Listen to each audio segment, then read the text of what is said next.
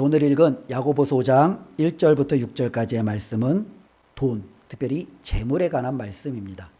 이 돈과 재물에 대한 말씀은 상당히 좀 조심스럽습니다. 왜냐하면 우리가 이 돈에 대해서 조금만 잘못 이해해도, 혹이라도 우리가 잘못 받아들여도 우리의 믿음 생활에 상당한 영향력을 끼치는 것이 바로 이 돈이요, 재물이기 때문에 그렇습니다. 특별히 우리가 이 돈, 재물, 그러면 축복의 상징으로 많이들 여겨지죠. 그러나 문제는 이 축복의 상징이 과연 예수 그리스도께서 오신 이후에도 우리 가운데 과연 그와 같은 의미로 계속적으로 적용될 수 있느냐라는 부분입니다. 특별히 우리가 구약을 보면 하나님께서 그의 사람들에게 주시는 축복의 형태로 재물이라는 것을 사용하십니다. 이삭을 거부되게 하신 하나님, 요셉에게 엄청난 부귀영화를 허락하신 하나님, 우리가 아는 많은 믿음의 선조들이 처음에는 힘들고 어려워도 나중에는요, 하나님이 주시는 상당한 부를 회복하는 것을 바라보죠. 그 대표적인 인물 중에 하나가 욥입니다. 욥은 상당히 동방에서 굉장히 부자였지만 고난 중에 재물 잃고 자녀들 잃고 몸에 질병 얻고 모든 것이 끊어지는 소망 없는 사람이었습니다. 그런데 하나님께서 그를 다시금 회복시키시는데 어떻게 회복시키십니까? 이전보다도 더 많은 물질, 그보다도 더 하나님께서 훌륭한 자녀들, 그리고 무엇보다도 그의 삶에 풍성한 하나님의 여러 도우심이 그의 삶 가운데 있는 것을 보면서 하나님께로부터 받는 복은 이와 같구나 라는 것을 우리가 어느 정도 이해합니다. 그런데 문제는요, 그러한 이해가 계속적으로 돈에 대한 하나님의 축복으로 이어질 때 우리는요, 무언가 하나님이 의도하시는 것하고는 잘못된 방향으로 신앙생활할 수 있다는 거예요. 즉 신앙생활하는 목적이 돈을 더 많이 얻기 위해서, 하나님이 주시는 더 많은 풍성한, 어쩌면 이 땅에서 생에서 누릴 수 있는 안락함을 갖기 위해서 우리의 신앙생활의 목적이 그렇게 가는 경우들이 종종 있다는 거예요. 그런데 문제는요, 예수님이 이 땅에 오셨을 때 예수님 주위에 많은 부자들이 있었어요. 근데 예수님 주위의 부자들 치고 예수님에게 혼나지 않은 사람들이 없어요. 특별히 예수님 주위의 부자들이 예수님한테 얼마나 많이 혼이 났는지 우리는 복음서를 통해서 끊임없이 바라보죠. 그리고 우리 주님은요, 재물에 대해서 구약에서 많은 사람들이 가지고 있었던 그와 같은 관점보다는 새로운 관점으로 이 돈, 이 재물을 저와 여러분들에게 대신 우리에게 가르쳐 주셨습니다. 어쩌면 이것이 율법의 마침이고 율법의 완성이죠. 구약에 있는 모든 것들은 예수 그리스도를 통해서 이제는 마치기도 하고 새롭게 완성되어서 우리에게 주어지기도 하는 부분이죠. 물질이라는 부분이 그와 같다라는 겁니다. 그래서 신약을 보면 이 물질을 하나님의 축복의 개념으로 우리에게 주어지기보다는 저와 여러분들이 이 물질을 맡은 청지기로서의 개념으로 우리 주님은 우리에게 가르쳐주고 있다는 겁니다. 하나님께서는 누구에게 5달란트를 맡기십니다. 어마어마한 액수입니다. 저는 이 달란트를 할 때마다 항상 설교 전에 다시 한번 계산을 해봅니다. 근데 계산을 하고 나면은 기억을 한 것 같은데 나중에 보면 또 잊어버려요. 1달란트가 2조였던가 7조였던가 4조였던가 도대체 이게 워낙 많은 저의 개념하고는 상당수 동떨어져 있는 개념이니까 실질적으로 잘 와닿지가 않는 이 5달란트, 2달란트, 1달란트는 어마어마한 개념이에요. 그런데 우리 주님께서는요, 그것을 맡긴 사람들에게 축복으로 여기느냐? 아니죠. 그건 청지기로서 주님의 뜻에 맞게끔 잘 사용했느냐? 주님이 다시 왔을 때 회개하는 거죠. 결산하는 거죠. 내가 너에게 맡겼던 5달란트 어디 잘 샜는지, 잘 사용했는지 우리 한번 보자. 우리 한번 결산해 보자. 이와 같은 개념으로 우리에게 주고 있다라는 거예요. 그래서 우리가 물질에 대한 부분, 특별히 재물에 대한 부분을 우리가 다시 한번 하나님의 말씀을 통해서 우리 믿는 자들은 어떻게 받아들여야 되는지를 꼭 기억했으면 좋겠습니다. 또 한편으로 예수님이 재물에 대한 가르침을 주신 적이 있어요. 예수님이 재물에 대해서 가르침을 주실 때 무엇을 줬냐면 하나님이냐 돈이냐 둘 중에 하나 선택하라는 거예요. 즉 믿는 자들은 하나님과 돈을 겸하여 섬길 수 없다라는 거예요. 그렇다면 이것은요, 우리가 지금까지 왔던 이 돈을 만일 하나님의 전적인 축복으로만 해석이 한다면 상당히 받아들이기 어려울 수 있다라는 거예요.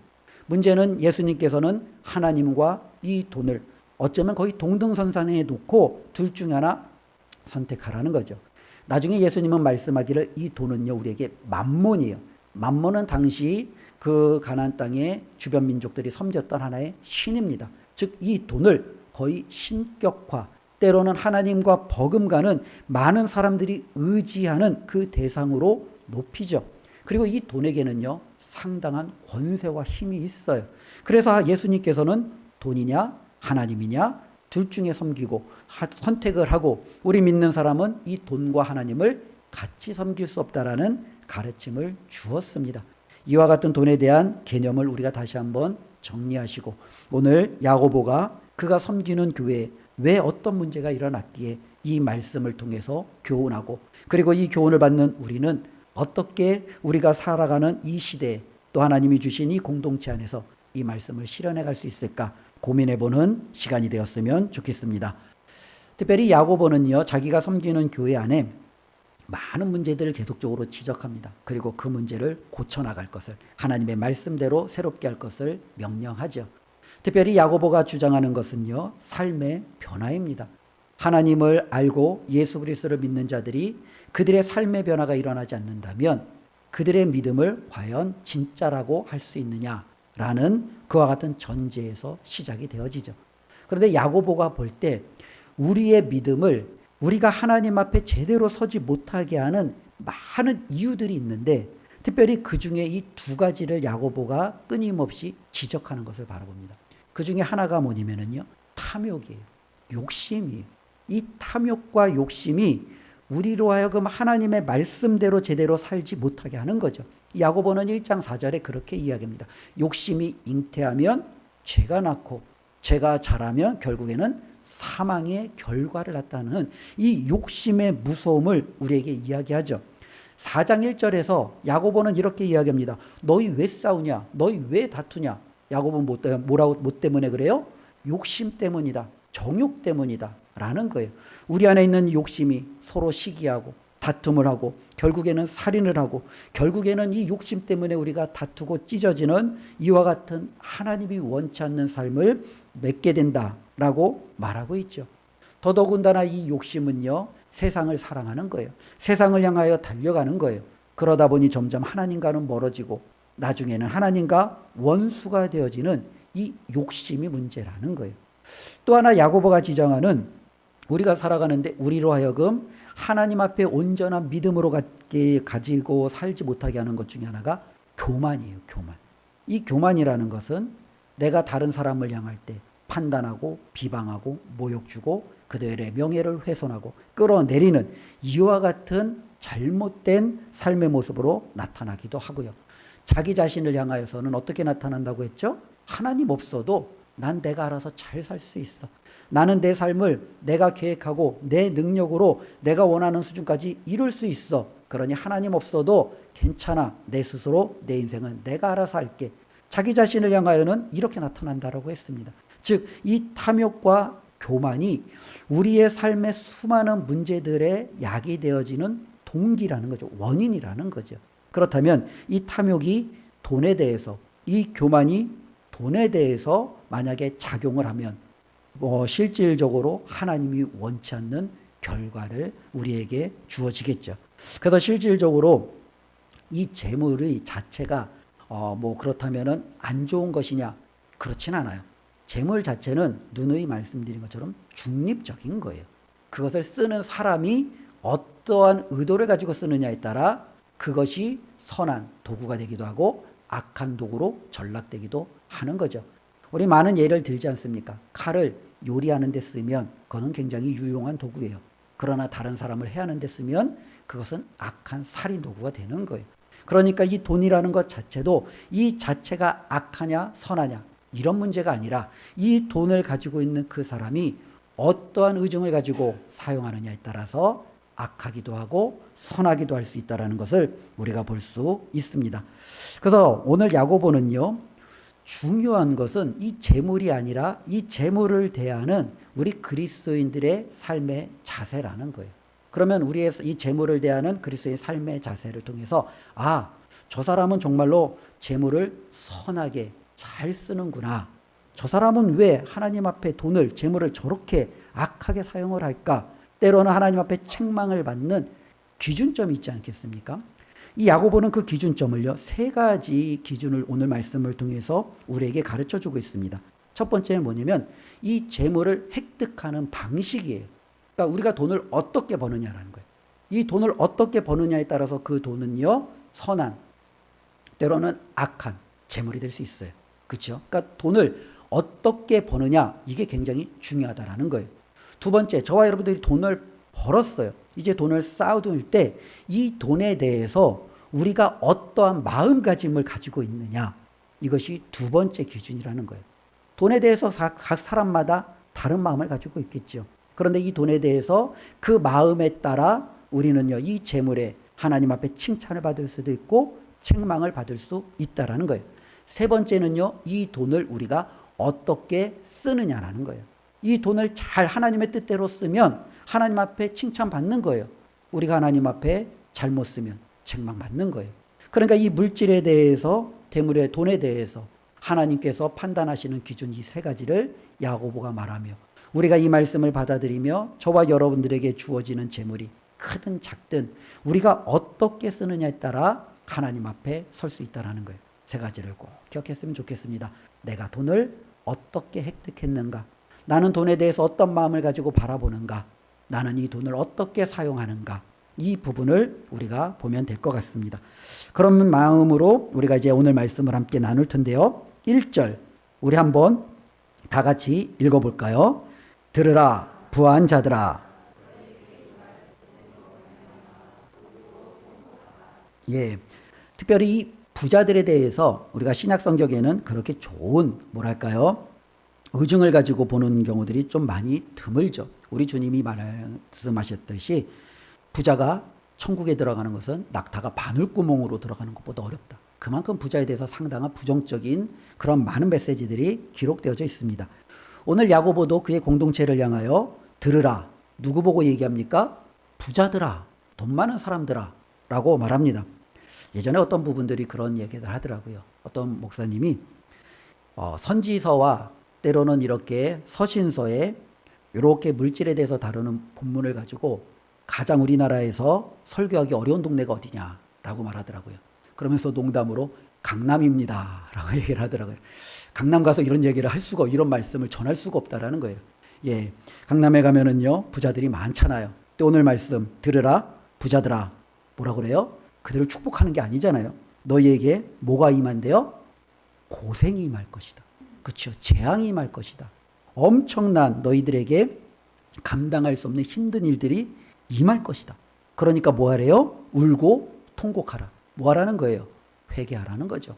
부자들아, 이제 너희에게 장차 임할 이 엄청난 고생을, 이 엄청난 정말로 그런 불행을 너희가 기억하며 너희 안에 있는 그 죄악들을, 하나님이 원치 않는 그 삶의 모습들을 너희들은 울며 통곡하며 회개하라 라고 말하는 거예요.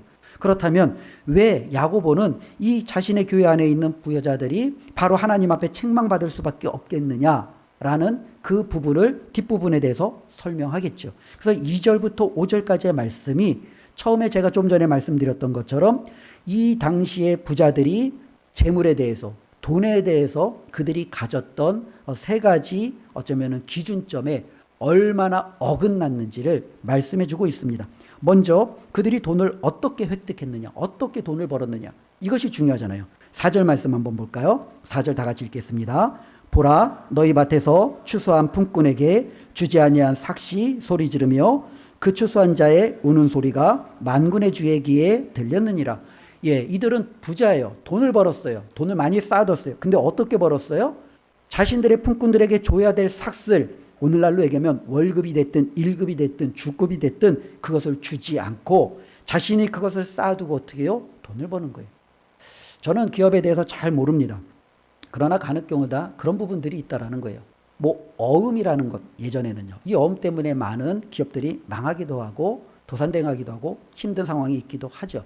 그럼 큰 기업들은 작은 기업들에게 어음을 발급한다는 거죠. 어음은 당연히 마땅히 줘야 될 돈을 이제 이것이 보증할 테니까 나중에 몇 달 아니면 6개월 후 내가 주겠습니다라는 어떤 하나의 증서 같은 것이 되겠죠.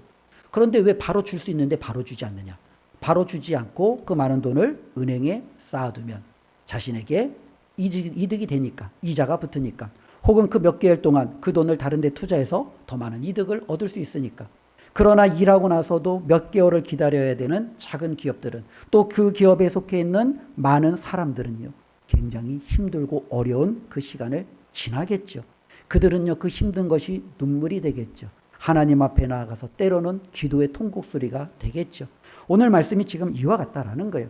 보라, 너희 밭에서 추수한 품꾼, 이들은요 아침부터 저녁까지 열심히 일했을 겁니다. 저녁이 되면 오늘 받은 그와 같은 자신이 일한 그 삭스를 가지고 집에 가서 맛있는 것을 사가서 나의 가족들과 함께 오늘 먹어야지. 아마 그들은 그와 같은 기대를 가지고 열심히 일했을 겁니다. 그런데 저녁이 됐는데 그냥 빈손으로 돌려보내는 거예요. 열심히 일했는데 주지 않는 거예요.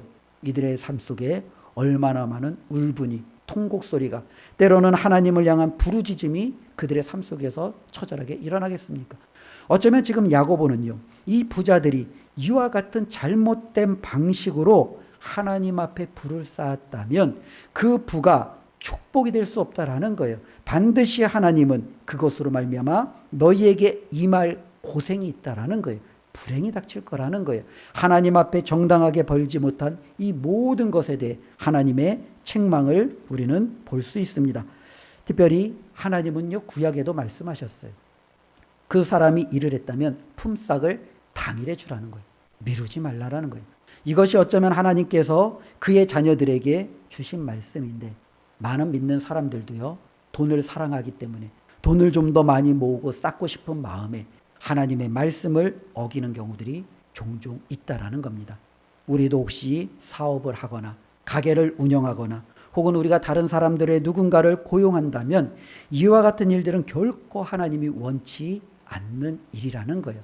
그것으로 말미암아 저와 여러분들의 재물에 조금의 더 이익을 얻었습니까? 하나님이 그 이득에 대해 책임을 물으신다라는 사실을 우리 믿는 자들이 먼저 기억하시고, 믿는 사람들이 정직하게 벌고 이 정직하게 하나님 앞에 많은 사람들에게 이 재물에 대해서 우리가 합당한 자세를 갖는다면 이 사회가, 우리 한국이, 정말로 우리가 속한 이 모든 공동체가 주님 안에서 아름다운 모습으로 우뚝 서게 될 줄로 믿습니다.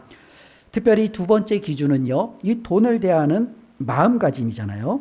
한번 2절 한번 볼까요? 우리 2절 한번 읽겠습니다. 너희 재물은 썩었고 너희 옷은 좀 먹었으며, 3절도 읽어보겠습니다. 너희 금과 은은 녹이 슬었으니. 예, 여기까지 보십시오. 이들이 부자예요. 그러니까 재물을 쌓아뒀어요. 그런데 이때 당시의 재물이라는 것은 뭐 금과 은, 때로는 옷, 때로는 여러 가지 가축, 혹은 땅, 혹은 여러 가지 곡식, 이런 것들이 되잖아요. 창고를 크게 지었습니다.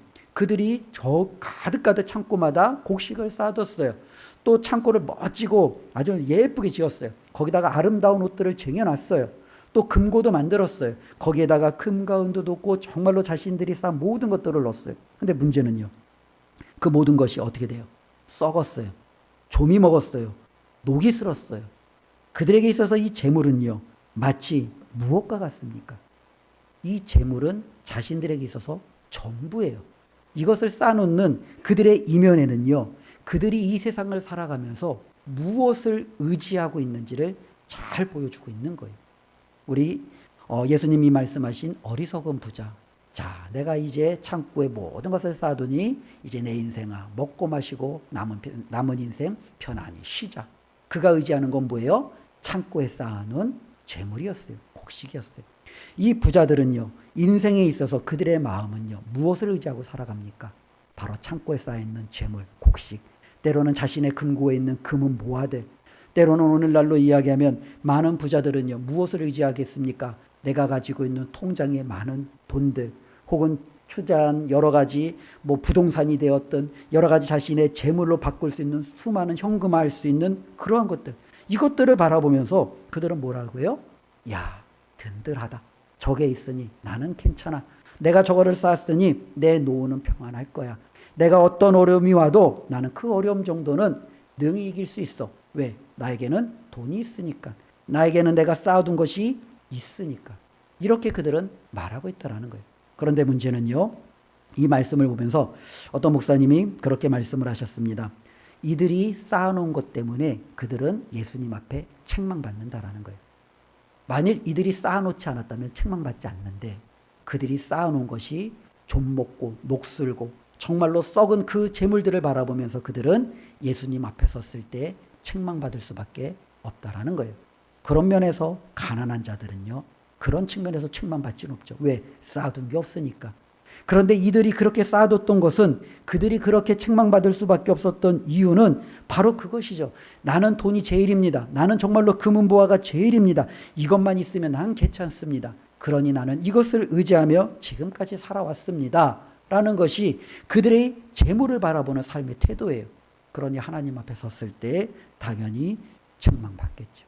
이것이 바로 재물을 가진 부자들의 잘못된 부분을 우리 주님께서 말씀해 주시는 두 번째 기준이었습니다. 첫 번째가 어떻게 돈을 벌었느냐? 돈을 바라보는 우리의 마음가짐은 어떠냐? 세 번째가 뭐겠죠? 돈을 어떻게 사용하느냐라는 거예요. 이들은 돈을 어떻게 사용했습니까? 우리 5절 한번 보겠습니다. 5절 다 같이 읽겠습니다. 너희가 땅에서 사치하고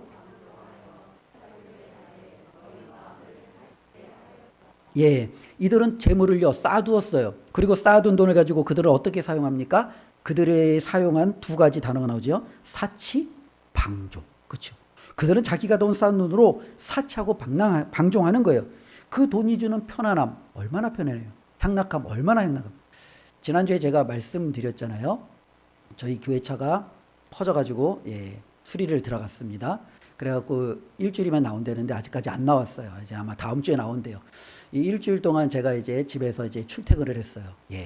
돈이 주는 향락함에만을 제가 얼마나 일주일 동안 누렸는지. 이 일주일 동안 얼마나 많은 비가 왔어요. 얼마나 무더웠어요. 그렇죠? 집에서 나올 때는요, 자신은 딱 키면 에어컨이 빵빵하게 나오죠. 교회 앞에까지 딱 와서 이제 차에서 내리면 들어와서 사무실에서 또 에어컨 또 선풍기 틀면 그래서 오늘 너무 더웠어요. 사람들이 얘기해도 저는 어떻게 해요? 잘 못 느껴요. 오늘 더웠어? 그런가 보다. 그러죠. 그렇게 편안함을 누리던 제가 일주일 잠깐 차가 없다고 폭우를 뚫고 제가 걸어오기도 하고 그 엄청난 떼약볕에 걸어가기도 하면서 돈이 주는 평안함 이게 이렇게 크구나 라는 것이 느껴지죠. 근데 이건 작은 거잖아요. 훨씬 더 많은 돈을 가진 사람들은요 비교할 수 없는 편안함, 비교할 수 없는 향락을 그들은 누리는 거예요.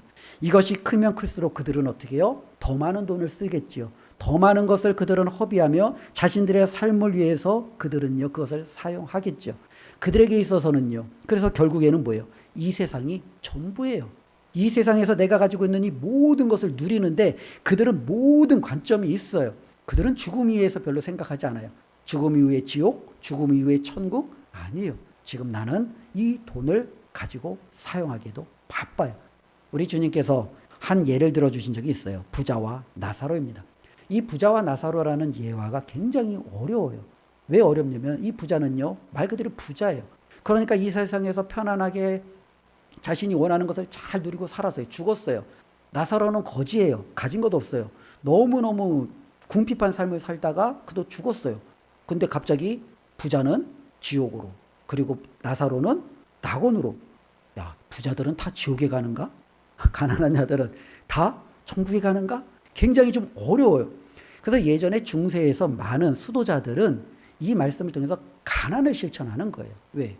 부는 하나님 앞에 죄악이기 때문에 가난을 추구하면서 이 가난을 자신들의 몸속에서 계속적으로 추구해나면서 이 가난한 것이야말로 천국에 갈 수 있는 하나의 방편이라고 생각했던 사람들도 많이 있어요.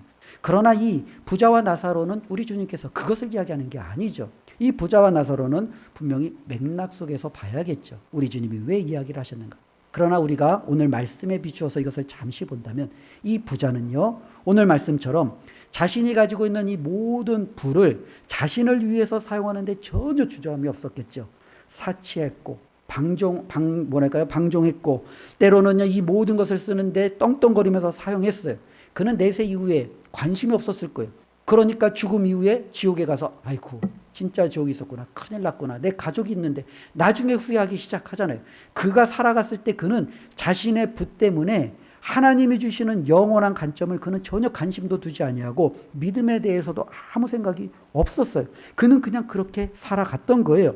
그러다 보니 그와 같은 삶의 결국에 그는 어떻게 해요? 하나님 앞에 이제는 너가 살았던 그 삶의 방식에 책임을 져야 되지 않느냐. 이제 하나님이 그에게 그 책임을 물으시는 것을 우리는 볼 수 있습니다. 혹은 가난한 자들은요, 우리가 다르게 볼 수 있는 거예요. 가난한 자들은 세상에 아무 소망이 없어요. 아무 기댈 것이 없어요. 그들은요, 소망 없고 기대할 것 없는 이 세상 속에서 어떻게 살아가야 되겠어요? 그들은 뭔가 자신들에게 소망과 기대할 것을 주는 하나님을 바라볼 수밖에 없어요. 하나님을 부를 수밖에 없어요. 그분을 의지할 수밖에 없어요. 그분의 도우심을 구할 수밖에 없어요. 그러다가 그 사람이 이 땅을 떠나 하나님 품으로 가면 우리 주님은 나를 부르고 나를 의지한 그 사람에게 합당한 보답을 행해 주시겠죠.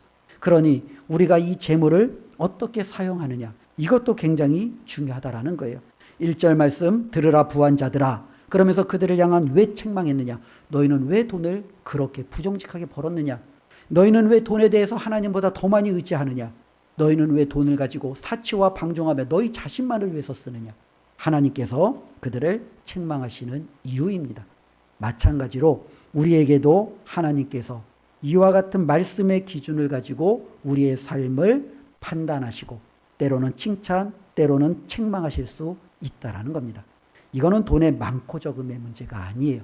적은 돈이라도 우리가 이 돈을 어떻게 벌었고 어떻게 바라보고 어떻게 쓰느냐의 문제예요. 바라기는 여기에 있는 저와 여러분들 모두가 하나님 앞에 이 말씀을 가지고 우리에게 있는 이 재물, 이 돈을 잘 써서 하나님 앞에 섰을 때 책망이 아니라 칭찬받는 우리의 삶이 되었으면 좋겠습니다. 그렇다면 이 말씀을 기준으로 우리는 재물을, 특별히 믿는 사람들은 이 돈을 어떻게 다루어야 되는가라는 부분들을 좀 몇 가지 생각해 보려고 합니다. 특별히 쌓아두는 것, 그러면 오늘날에 저축하는 것과 비교할 수 있잖아요. 그럼 저축이 다 나쁘냐? 이렇게 적용되어지면 안 되죠. 믿는 사람들은 저축하면 안 돼. 믿는 사람들은 다 쌓아두는 것이 죄악이야. 이렇게 되는 것은 잘못되어지는 거죠. 즉 우리가 저축하는 것과 때로는 우리가 정말로 이 쌓아두는 것에 대한 올바른 균형을 가지라는 거예요. 즉 이 올바른 균형이라는 것은 뭐냐면 우리는요 말세를 살아가고 있어요. 우리 3절 다시 한번 읽어볼까요? 너희가 금과 은은 녹이 슬었으니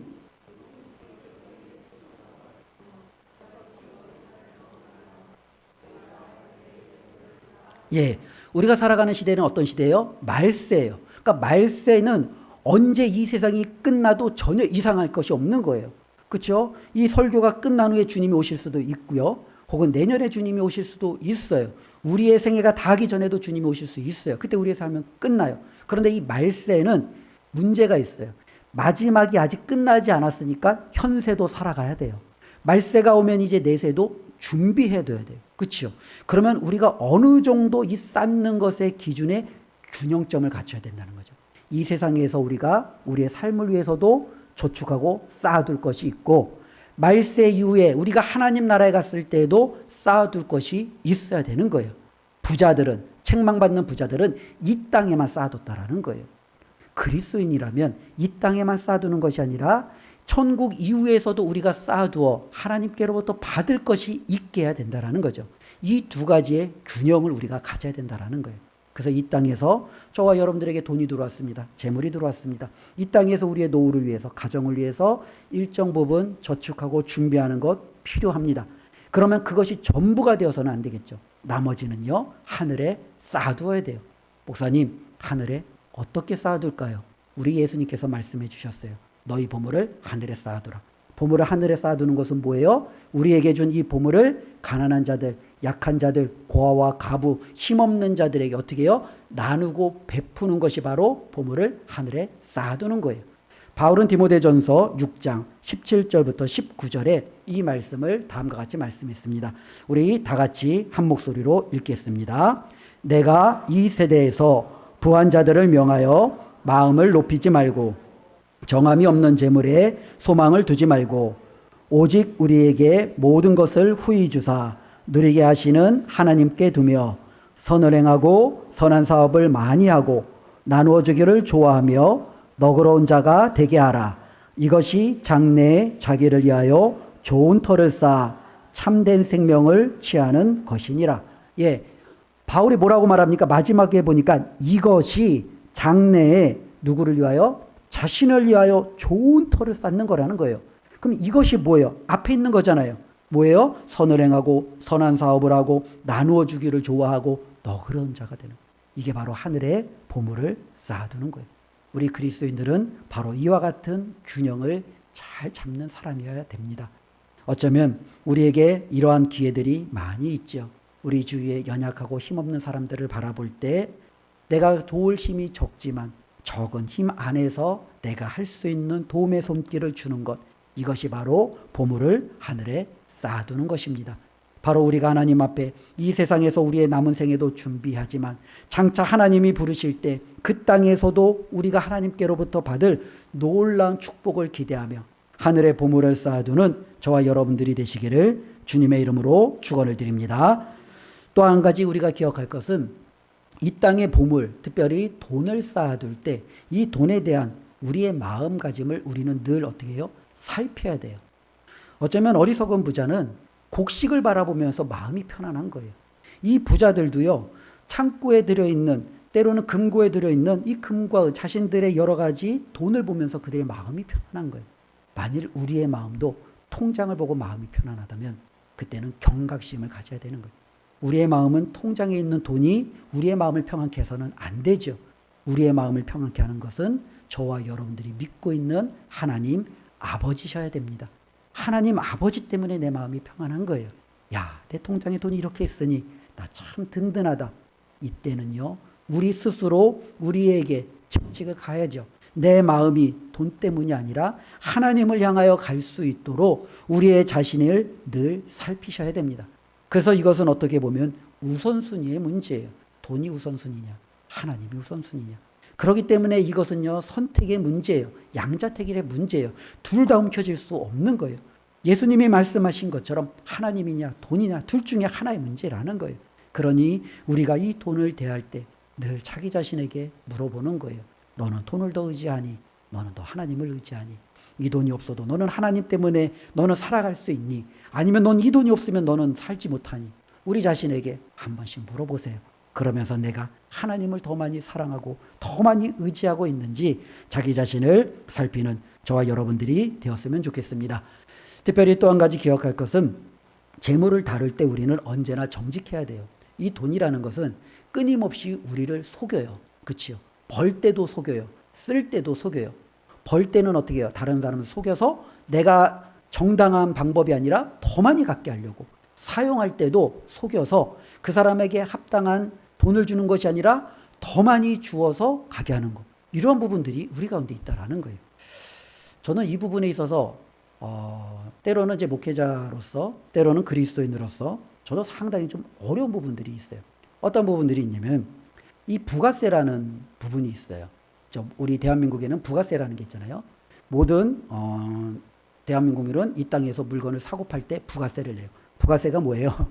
모든 물건에 10% 세금이 붙는 거예요. 그렇죠? 마이크를 사도 이게 10,000원짜리면 세금 10,000원이 붙어서 11,000원이 되는 거예요. 그런데 간혹가다 이 장사하시는 분들을 보면은요, 현금을 주면 부가세를 빼주겠다라고 말을 해요. 그렇죠? 예. 그러면 뭐예요? 저는 11,000원을 주고 이거를 사야 되는데, 현금을 넣으면 10,000원에 살 수 있는 거야. 저 이득이에요? 이득이 아니에요? 이득이죠. 근데 이게, 목사님 겨우 1,000원 갖고. 근데 이게 점점 단위가 커져 보세요. 100만 원인데, 110만 원짜리를 내가 100만 원에 살 수 있다면, 1,100만 원인데, 내가 1,000만 원에 살 수 있다면, 1억 1,000만 원인데 내가 1억을 살 수 있다면 1,000만 원이 나에게 점점점 떨어지잖아요.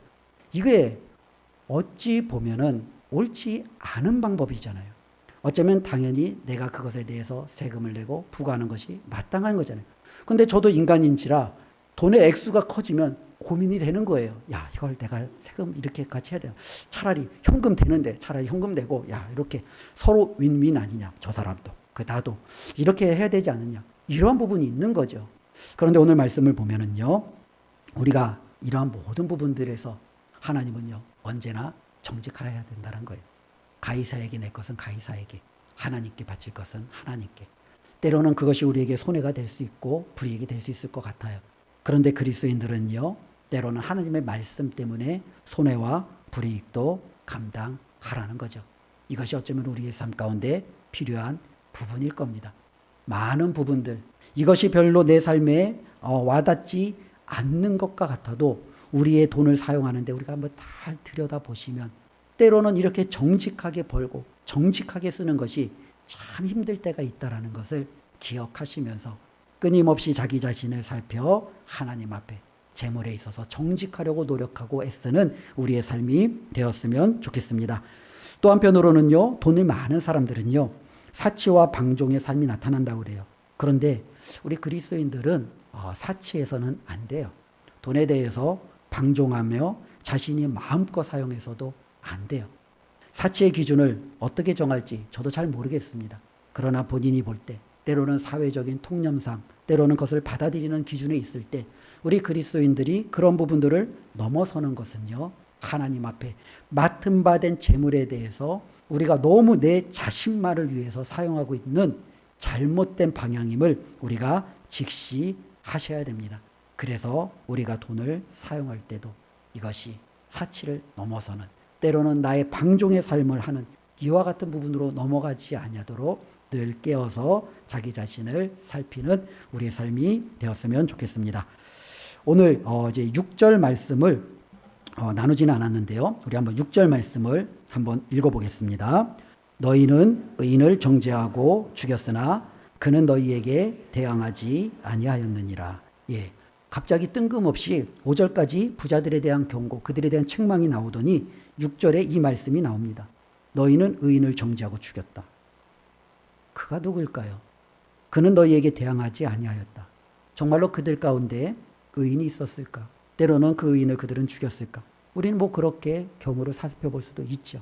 그러나 또 한편으로 우리가 성경에서 특별히 의인이다라고 한다면 그분은 예수 그리스도일 겁니다.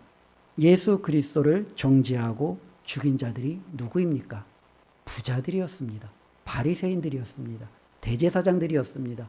때로는 율법과 서기관자들이었습니다. 이 땅에서 모든 기득권을 가지고 있었던 그들이었습니다. 꼭 그들만 예수님을 죽였습니까? 아니죠. 예수님을 배반하고 판 사람은 그의 제자 유다였습니다. 왜 그랬습니까? 돈, 은 30냥 받고 예수님을 넘긴 거예요. 이 유다가 은 30냥을 받고 넘기기 전에 복음서에 한 사건이 기록되어져 있습니다. 어떠한 사건이 기록되어져 있냐면 한 여인이 예수님께 나와 옥합을 깨뜨려 예수님의 발에 붓고 그의 머리털로 예수님을 씻기는 장면이 납니다. 그때 이 분위기를 설명하는데요, 제자들이 분노하는 거예요. 이 옥합을 이렇게 허비하느냐, 이것을 봐라, 가난한 자들에게 나눠주면 훨씬 더 좋을 텐데 어떻게 이렇게 허비할 수 있느냐. 제자들이 분노합니다. 그리고 성경은 기록합니다. 이때로부터 가룟 유다가 이제 마음을 작정하는 거죠. 그가 돈에 대해서 얼마나 마음이 있었는지 우리는 잘 알지 못하지만 정황상 보면 그의 분노가 은 30을 받고 예수님을 팔아넘기는데 전혀 주저함이 없다라는 거죠. 많은 이들이 자신의 부를 위해서, 재물을 위해서 불법을 저지르는 것을 정말로 마다하지 않는 것을 바라볼 때 이 부가 주는 위험성을 우리가 누누이 정말로 경각심을 가지고 살피는 것 너무나도 필요할 줄로 믿습니다. 오늘 말씀을 이렇게 결론으로 맺겠습니다. 재물과 하나님을 겸하여 섬길 수 없습니다. 또 한편으로 내가 부자면서 겸손하게 사는 것 매우 힘이 듭니다. 이것도 기억하셔야 됩니다. 무엇보다도 돈을 사용하는 사람은 나를 기쁘게 하는 것과 이것이 별개로 사용하기가 굉장히 어려워요. 돈을 사용할 때 이 돈을 사용하는 주체는 나예요. 그러니 언제나 나에게 기쁨이 되느냐를 먼저 생각하게 되겠죠. 그러니 우리 그리스도인들은요, 이 부분을 심각하게 고민하면서 하나님 앞에 나아가야 되는 거예요. 나는 재물이 아니라 하나님이야. 그러니 나는 돈이 주는 교만함, 안락함이 아니라 하나님이 선택하시는 낮은 곳으로 가서 이 돈을 하나님의 뜻에 맞게끔, 내 이익이 아니라 하나님이 주시는 그 상황에 맞게끔 내가 사용하는 삶을 살아내야지. 이렇게 다짐하고 결단하고 하나님 앞에 부유함에도 칭찬받는 우리 모두가 되시기를 주님의 이름으로 축원드립니다. 기도하겠습니다. 하나님 감사합니다. 오늘은 재물에 대한 하나님의 말씀을 들었습니다. 부한 자들이 우리 하나님 앞에 섰을 때 칭찬받기가 왜 그렇게 힘이 드는지요. 하나님, 우리는 부자가 아니라고 하나님 앞에 섰을 때 책망받지 않을 자신이 있습니까? 하나님, 그렇지 않을 것 같습니다. 우리도 돈을 버는 데 있어서, 쓰는 데 있어서, 돈을 바라보는 우리의 삶의 자세에 있어서 하나님 앞에 너무나도 부끄럽고 죄송한 모습이 많이 있습니다. 주님, 우리를 용서하여 주시고 주님 앞에 우리가 온전히 설 수 있도록 하나님께서 함께하여 주시옵소서. 예수님의 이름으로 기도드리옵나이다. 아멘.